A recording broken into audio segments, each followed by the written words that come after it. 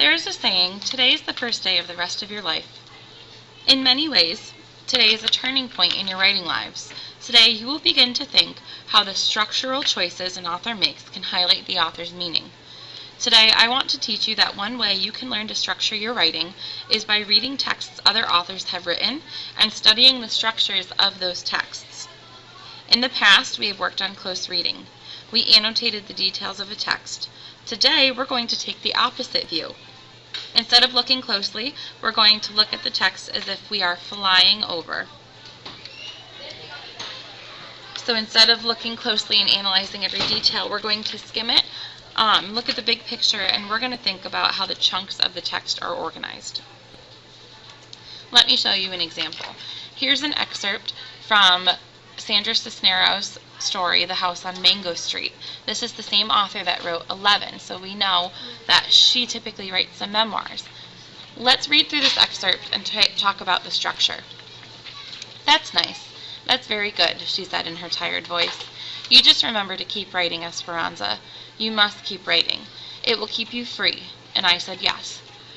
But at that time I didn't know what she meant. The day we played the game, we didn't know she was going to die.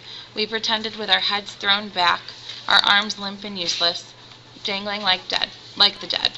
We laughed the way she did. We talked the way she talked, the way blind people talk without moving their head.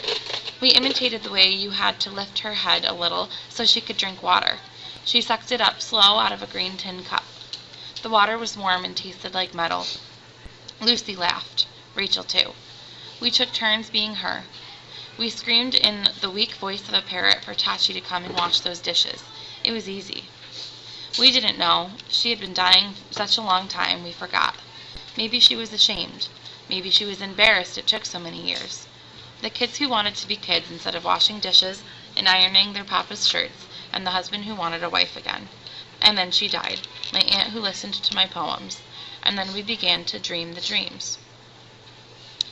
By now that's thrown in the middle of the story, so we don't know all of the context, but there are some things to notice here.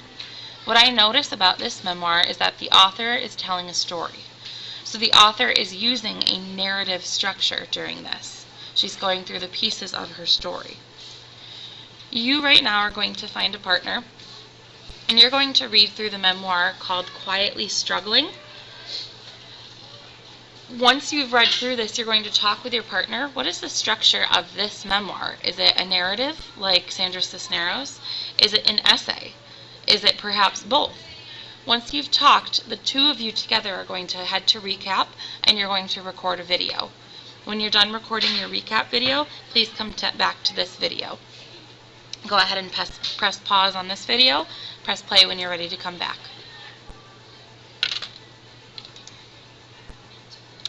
Okay, now that you've finished your recap video, here are your directions for the rest of writing. You can read and reread the memoirs in your folder so you can answer the question, which structure would work best for my memoir? Pardon the announcement. Again, please make sure to be present at 8:55. We have much to go over. Thank you. Okay, we're back. Let me read that again. Number one, you could read and reread the memoirs in your folder. You have a couple copies. So you could answer the question, which structure would work best for my memoir? In addition to those, we have a couple of mentor memoirs around the room, perhaps on the front board. Flip through those and take a look at the structure. Number two, you can start by writing an essay with a claim, a thesis, and then parts of the essay showing reasons or examples. Number three, you could collect tiny scenes to write about in your memoir. Or number four, you might write like Cisneros did in 11 and write a story, then write a little essay about it too. Please choose a plan and get started writing on your memoir right now. Spend about 20 to 30 minutes. Have fun.